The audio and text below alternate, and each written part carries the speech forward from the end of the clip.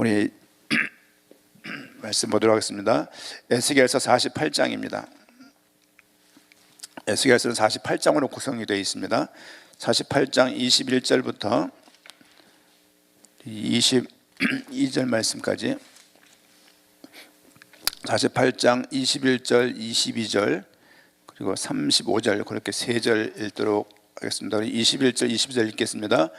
거룩하게 구별한 땅과 성읍의 기지 좌우편에 남은 땅은 군주에게 돌릴지니 그 거룩하게 구별한 땅의 동쪽을 향한 그 경계선 앞 25,000척과 서쪽을 향한 그 경계선 앞 25,000척이라 다른 목들과 연접한 땅이니 이것을 군주에게 돌릴 것이며 거룩하게 구별한 땅과 성전의 성소가 그 중앙에 있으리라. 그런즉 군주에게 돌려 그에게 속할 땅은 레위 사람의 기업 좌우편과 성읍의 기지 좌우편이며 유다 지경과 베냐민 지경 사이에 있을지니라. 아멘. 35절 말씀 같이 읽도록 하겠습니다. 그 사방의 합계는 18,000척이라. 그날 후로는 그 성읍의 이름을 여호와 삼마라 하리라. 아멘. 우리 에스겔을 좀 읽으면서요, 처음에는 이스라엘의 회복을 좀 두고 말씀을 받고요. 그 다음에 우리가 연한 가지이신 그리스도 이렇게 말씀을 좀 받고요. 그 다음에 어저께는 그리스도의 예언에 대해서 전체적으로 그 에스겔 말씀을 좀 봤습니다. 특별히 다른 성경과 역시 마찬가지로 그리스도에 대한 부분들이 참 많다는 것을 알게 되었고, 오늘은 끝으로 오늘 21절, 22절 말씀에 나와 있는 부분처럼 거룩하게 구별한 땅, 그렇죠? 거룩하게 구별한 땅, 거룩하게 구별한 땅, 계속 그런 말씀이 성경에 나오고 있고요. 또 35절 말씀 보니까 그 성읍의 이름은 여호와 삼마라 이렇게 말씀을 정리하고 있는데, 여호와 삼마 뜻이 뭐냐면 여호와께서 여기 계신다, 여호와께서 거기 계신다, 이렇게 그 성읍의 이름을 아예 그렇게 광명 이런 것처럼 광석, 뜨거운 돌, 그렇죠? 광명, 밝은 동네 이렇게 말하는 제가 어릴 때 살았던 수색, 물이 좋았던 동네예요. 그런 식으로 이 거룩한 땅의 이름이 뭐냐? 그 땅의 이름을 여호와 삼마라고 불렀다. 여호와 삼마의 뜻은 여호와께서 거기 계신다, 혹은 여호와께서 여기 계신다, 그렇게 말씀을 좀 정리할 수 있겠고, 오늘 말씀 제목을 정한다면 여호와께서 여기 계신다, 그렇게 말씀을 좀 정리하고 말씀을 좀 보기를 원합니다. 에스겔은 계속 예레미야나 이사야처럼 많은 예언을 했습니다. 그렇죠? 특별히 1장부터 한 32장까지는 계속 예언이에요. 어떤 예언이냐면 이 나라가 범한 죄가 무엇이고 그 죄 때문에 심판이 임할 것이고 재앙이 임할 것이고 계속 그 멸망할 것임을 계속 말씀을 하세요. 그리고 33절부터 마지막 48장까지는 조금 다른 색깔의 내용들이 많이 나온다는 것을, 성경을 짧은 기간 동안에 이번 주 에스겔서를 한 4-5번을 이렇게 빠르게 한번 정독을 하고 빠르게 보고 다른 번역을 통해서 보니까, 왜 빠르게 볼 때 보이는 게 있잖아요. 이렇게 근데 한번 그러니까 48장을 48일 동안 읽으면 깊이 읽을지 모르겠지만 전체 내용이 무슨 그림인지 잘 몰라요. 근데 한번 쭉 읽고서 내용을 파악하고 좀 내용을 정리해 놓고 빠르게 한번 이렇게 동으로 서로 이렇게 남쪽으로 북쪽으로 쭉 읽다 보게 되면 어떤 그림 같은 게 이렇게 나오는 느낌이 있어요. 그 앞에 보게 되면 그 내용들이 심판에 대한 예언들이 많이 나온다 볼 수 있고, 어느 순간부터 계속 메시지가, 희망의 메시지가 계속 반복되고 있다는 것을 느껴져요. 심판을 거론했고, 심판은 포로되기 전, 포로 전에 계속 심판에 대해서 말씀을 해요. 막상 포로가 딱 되어지고, 우리가 보기에는 종이 한 장 차이지만 실제 거기에 포로된 사람들한테는 그게 수십 년인 거예요.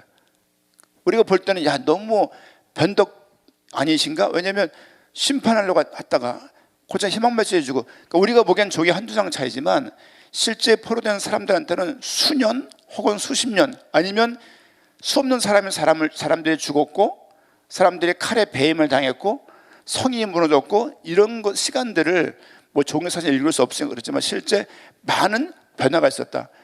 그리고 포로 후에는 어떤 말씀을 많이 주냐면 희망의 메시지를 많이 준다는 것을, 사실은 그걸 뭐랄까요, 이런 것 쉽게 성경 읽으면 발견할 수 있고, 성경 읽다 보게 되면 어떤 좀 함정에 빠지냐면, 선지서는 예언들이 많아요, 심판에 대해서. 그래서 이 말씀을 그 전반부만 읽게 되면 목회자가 설교할 때 계속 심판의 메시지만 할 수 있어요, 계속. 근데 실제 선지서의 마지막 분을 보게 되면 어떤 결론에 도달하냐면, 하나님이 함께 하신다, 하나님이 도우신다, 너희가 돌아와라, 여기에서 결론이 나는 것을 많이 보게 되어집니다. 특별히 33장부터 시작한 어떤 34장을 보게 되면, 우리가 어저께 봤던 부분인데요, 어떤 목자에 대해서, 그렇죠? 그 33장부터 48장까지 어떤 내용이 있는지를 대략 한번 봅시다. 어떤 목자냐? 참 목자 대신 메시아가 올 것임을 34장에서 말씀을 하고 있고요. 그리고 좀 중요한 장들 37장 말씀 보게 되면 에스겔 골짜기에 뼈들이 살아날 것을 말하고 있어요. 에스겔 골짜기 뼈들이 누굴 상징하냐? 망해 있는 이스라엘 백성들을 의미하는 거예요. 그 백성들이 살아날 것을 말씀을 하는 거예요. 그렇죠? 38장 말씀 보게 되면 주변 국가가 너희를 또 포로된 이후에 공격을 하겠지만, 하나님께서 그들을 모두가 다 함께함으로 해서 그들 모두가 다 그들을 멸망시키겠다, 하나님이 주신 또 그 예언했던 메시지고요. 그리고 40장 말씀 보면 성전이 회복될 것이다, 그렇죠? 41장 보게 되면 성전 내부에 성전을 다시 어떤 재건하게 되어져, 성전을 다시 짓는 모습들을 에스겔의 환상을 보여주고 막대기를 줘가지고 그 모든 성전 내부를 측량하게 해요. 여러분, 성전을 측량하고 성전 사이즈 규격과 성전을 지으라고 나왔던 그 얘기는 우리가 출애굽기에서 봤던 말씀이에요. 출애굽기와 레위기에서 봤던 말씀을 다시 비슷한 말씀들을 하기 시작해요. 성전을 측량하고 성전을 어떻게 지을 것인지, 어떤 위치에 어떤 방을 위치할 것인지를 에스겔서에서 말씀을 하고 있던 부분들을 좀 볼 수 있고요. 그 다음에 여기서 42장 정도에서 제사장들의 방들을 제사장들의 방들을 어떻게 어느 위치에 해야 될지까지 말을 해요. 그렇죠? 그리고 성전에 임할 하나님의 영광, 그렇죠? 성전에 임할 하나님의 영광에 대해서 말씀을 쭉 하고 계십니다. 이 말씀 우리가 한번 볼까요? 43장입니다. 성경 에스겔서 43장 말씀. 43장 3절 4절 말씀, 3절 4절 말씀 같이 읽겠습니다. 그 모양이 내가 본 환상 곧 전에 성읍을 멸하러 올 때에 보던 환상 같고 그발 강가에서 보던 환상과도 같기로 내가 곧 얼굴을 땅에 대고 엎드렸더니 여호와의 영광이 동문을 통하여 성전으로 들어가고, 여호와께서 임하는 장면들을 보여주고 계신 거예요. 말씀드렸죠? 11장에 여호와께서 떠나는 장면이 나오고 44장 3장에 다시 그분이 임하는 장면이 나오거든요. 그래서 결론이 뭐냐? 5절 말씀 보니까 영이 나를 데리고 안뜰에 들어가시기로 내가 보니 여호와의 영광이 성전에 가득하더라. 그러니까 이런 환상들이 뭘 의미하냐면 우리나라가 회복될 것이다. 다시 하나님 우리를 버리셨고 하나님 우리를 징계했고 하나님 우리를 어느 기간 동안에 일반 그 주변 국가들에게 칼에게 맡겼고 심판에 맡겼지만, 그들을 우리를 재앙 가운데 재난 가운데 우리를 전장으로 허락했지만 하나님이 다시 그곳으로 다시 임하는 거예요. 임해서 우리 백성들한테 새로운 소망과 희망이 생긴다는 그 의미를 표현하는 의미로 하나님이 임하였고 하나님의 영광이 가득했다. 어디에? 에스겔이 보고 있는 환상 가운데. 그렇죠? 그런 부분들이 나와 있고요. 그 다음에 그러니까 여호와께서 임한다는 얘기는 어떤 관계의 회복을 의미하는 거예요. 지금 에스겔이 계속 심판과 저주와 전쟁의 예언을 하다가 이제는 그 입에서 하나님 말씀을 대언하는데 그 내용이 뭐냐? 평강과 영광과 희망과 소망의 메시지를 에스겔을 통해서 주고 있는 겁니다. 44장 말씀 보게 되면 어떤 내용 나옵니까? 제사장들이 변경돼요. 아론의 제사장들이 계속 이 일을 한 1000년 이상 아론의 후손들이 이 일을 해오다가 드디어 백성들이 타락할 때 그걸 관망했고 그거를 돕지 않았고 지도하지 않았던 아론 자손들의 제사장 역할들을 중지시키고 사독 자손들, 사독 레위 지파 내 사독 계열의 사람들을 대제사장으로 세우는 거예요. 그리고 아론의 그 후손들은 성전 문지기로 강등돼요. 강등. 그 책임을 성경에 어떤 말씀 나냐? 그 파수꾼이라는 내용이 에스겔에 나와요. 파수꾼이 말하지 않으면 그 책임을 파수꾼에게 묻겠다, 이런 말씀들이 있어요.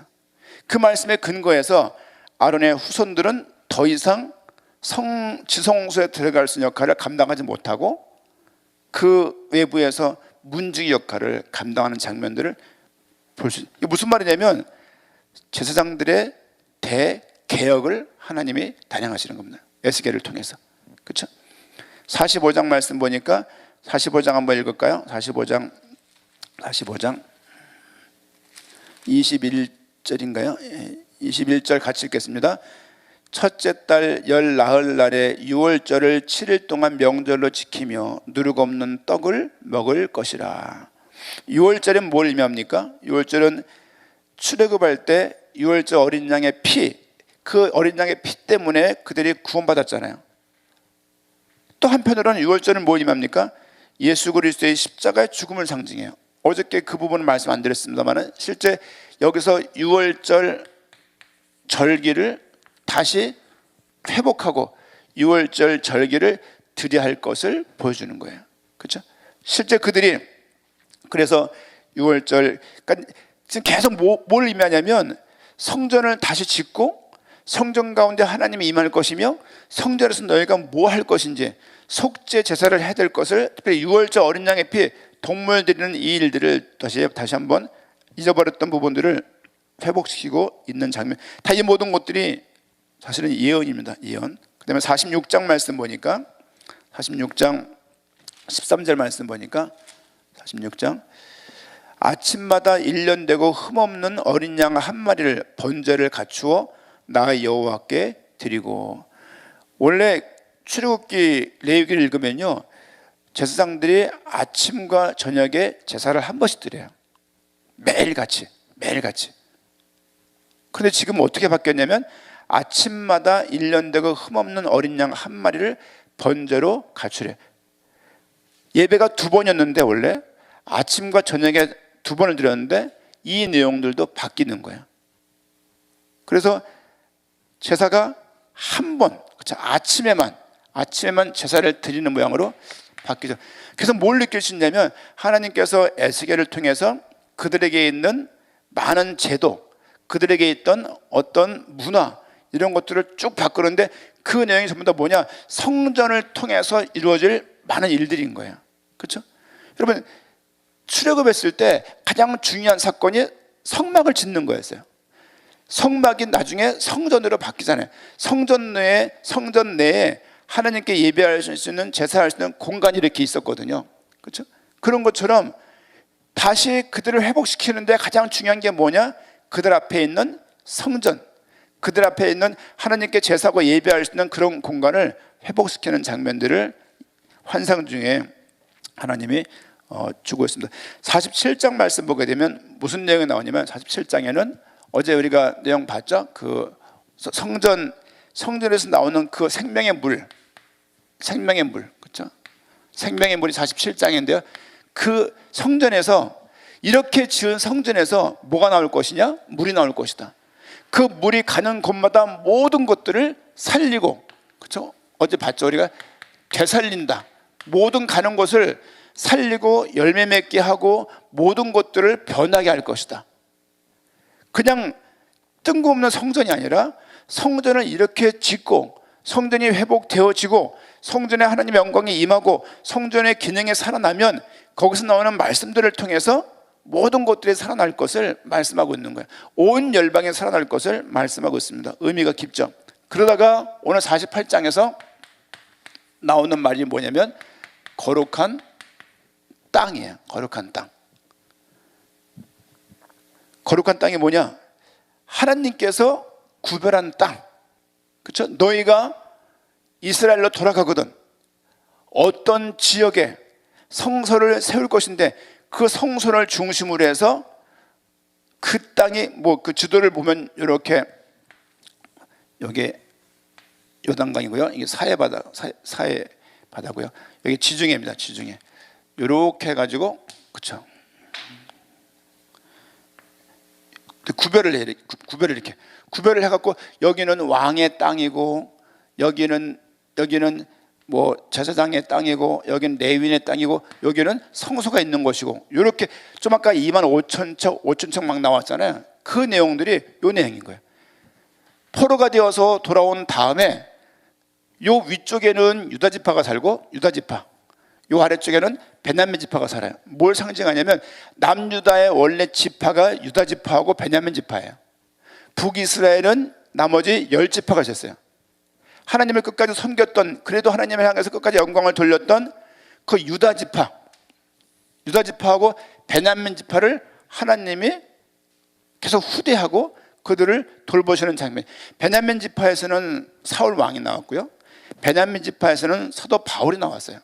우리가 알고 있습니다. 그렇죠? 그리고 유다 지파는 예수님의 지파인 거예요. 이 두 지파가 거룩한 땅 근처에 있고 나머지 6개는 5개는 북쪽과 남쪽에 위치해서 그들이 원래 돌아갈 그 가나안 지역의 땅을 구역을 정리하는 내용들이 요 내용들에 나와요. 거룩한 땅이 뭐냐? 요 땅이 거룩한 땅이라는 거예요. 여기에 하나님이 함께 하신다는 거예요. 어디 함께 하시냐? 하나님께서 하나님을 향하여서 예배하는 곳, 하나님을 향하여서 찬양하는 곳, 하나님을 향하여서 영광 돌리면서 있는 그곳을 거룩한 땅으로 구별하시고 하나님이 거기에 함께 하신다. 좀 아까 읽었던 말씀처럼 우리가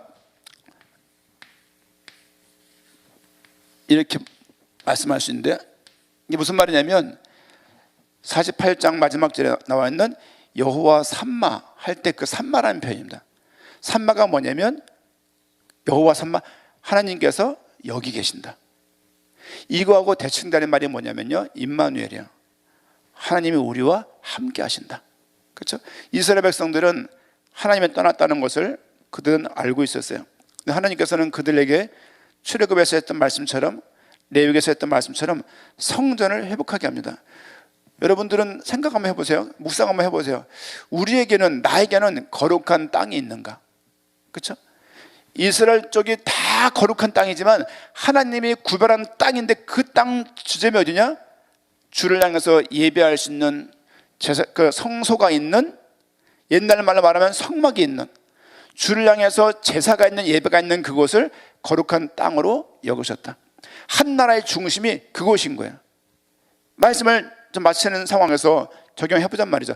우리에게 있어서는, 내 삶에 있어서는 거룩한 땅이 어딘가 생각을 좀 여러 번 며칠 동안 하게 되었습니다. 내게 있어서 거룩한 땅은 어딘가? 아니, 우리 교회에 있어서 다 교회가 귀하지만 우리 교회에서 가장 거룩한 그곳은 어딘가 생각을 해보게 돼요. 내 인생 가운데 지금 10대를 지나고 20대를 지나고 30대를 지났는데 내 인생을 돌아볼 때 언제가 가장 거룩한 땅에 임하였고 그 땅을 통해서 하나님의 거기에 함께 계시는 그 은혜가 우리에게 있는가 생각을 한번 해보게 되어집니다. 에스겔 내용을 보게 되면요, 앞에 내용이 심판 때문에 하나님을 떠난 장면이 이렇게 계속 예언들을 통해서 그려지고 있습니다. 떠난 그곳에 하나님이 임한 장면들이 나타나기 시작해요. 그리고 어떻게 마무리가 되어지냐면 하나님이 함께함으로 내용이 끝이 나요. 에스겔 내용 구성이 이렇게 되어 있어요. 읽다 보니까 여러분, 하나님을 우린 떠난 채 모든 인간들은 살게 되어집니다. 그렇죠? 모든 인간들 하나님의 형상을 따라서 복된 존재로, 왕적인 존재로, 영적인 존재로 창조되었지만 사실은 사람들은 하나님과 단절된 채 태어나요. 본질상 진노 가운데 태어나고 죄의 상태에서 하나님을 전혀 알 수 없는, 하나님을 알지도 않고 알려고 하지 않는 상태로 태어나는 거예요. 하나님 떠난 상태로 인간이 태어나는 거예요. 아담과 하와가 하나님 앞에서 떠나게 되었어요. 그 이후에 모든 인간들은 하나님을 떠난 채 출생하게 되어지고 떠난 채 살게 되는 거예요. 떠난 채 모든 것을 판단하고 떠난 채 모든 것들을 인생 속에서 살려고 애를 쓰고 떠난 채 사람들이 참된 길을 찾고 애를 쓰는 거예요. 결과적으로 하나님께서 임하지 않으면, 하나님께 백성들이 요구를 많이 해서 하나님이 임하신 게 아니야. 하나님이 너희들에게, 조상들에게 약속했던 그 약속을 스스로 지키시려고 하나님이 돌아보신 것이지, 그들이 너무 불쌍하고 물론 그들의 기도가 상달된 것이 맞지만 하나님은 궁극적으로 본인의 거룩한 이름의 영광을 위해서 백성들을 돌아보시는 거예요. 그들을 구원한 이유는 여호와의 백성들이 망했구나 웃던 그 백성들한테 하나님이 정말로 살아계시는구나, 이걸 보이려고 그들을 구원하신 것이지, 그들이 불쌍하거나 윤리적으로 정서적으로 그들이 안타까워서 구원한 게 아니란 말이에요. 구원은 하나님께 했습니다. 그래서 하나님의 그때 임하시게 되어지고, 그 임하시는 하나님이 계속 함께 하면서 한 인생에 살게 되는 것처럼 이스라엘 민족에게도 이렇게 말씀하는, 너희가 심판을 받아서 우상숭배 때문에 하나님을 떠나게 되었고 떠나게 될 것이고, 떠난 상태에서 큰 저주와 재앙 가운데, 환난 가운데 살아갈 수밖에 없고, 너희가 흑암과 혼돈이 가득하여서 하나님을 찾을 수가 없을 것이고, 그런 하나님께서 너희에게 임할 것이다. 동쪽 문으로 들어와서 여호와의 영광이 가득했다. 그 이유로 하나님께서 회복시키는 거예요. 어떻게 회복시키냐? 계속 제사를 지내게 되어지고, 이 말씀 가운데 백성들이, 여러분 48장에서 적지 않은 양들이 하나님을 향해서 서는 모습이에요. 하나님을 향해서 회복되고 영광의 소망 가운데 나올 것을, 그렇게 도우실 것을 말씀을 하고 있습니다. 노력을 해서 하나님 만날 수 있는 게 아니야. 하나님의 전적인 은혜가 필요한 거야. 삶을 살다 보게 되면 어느 순간에 무감각해져요. 그리고 어느 순간에 그렇게 내 생을 걸던 말씀이, 그렇게 인생을 들이던 그 주의 일들과 말씀들이 교회가 어느 날 문득 텅 아무런 의미가 없는 것처럼 툭 보일 때가 있습니다. 그때 회복하셔야 돼요. 내게 거룩한 땅이 사라지고 있구나. 내게 여호와를 향해서 서서 팔을 벌려서 영광 돌리고 여호와의 영광을 바라볼 내게 거룩한 땅이 사라졌구나. 이곳에 하나님께서 임하실 수 있도록 간구하고 사모하고 흠모하고 주님께서 불쌍한 이 영혼을 돌아볼 수 있도록 주 앞에 서는 작업들이 반드시 필요합니다. 많은 교회가 코로나 바이러스를 통해서 이렇게 저런 이유로 교회를 떠나는 분들이 많다고 친구들 통해서 듣고, 유튜브 같은 데 보게 되면 많은 성도들이 그런 기회를 통해서 세상 놓는다는 그런 새로운 현상들이 많이 있다고 그래요. 언제 우리가 이런 바이러스 때문에 교회를 떠나게 됐습니까? 그런 생각을 해요. 하나님께서 이런 기회를 우리에게 주시고 다시 한번 믿음을 물으시는구나 생각이 되어집니다. 교회 나가면 바이러스를 많이 걸릴 것 같잖아요. 그렇지 않습니다.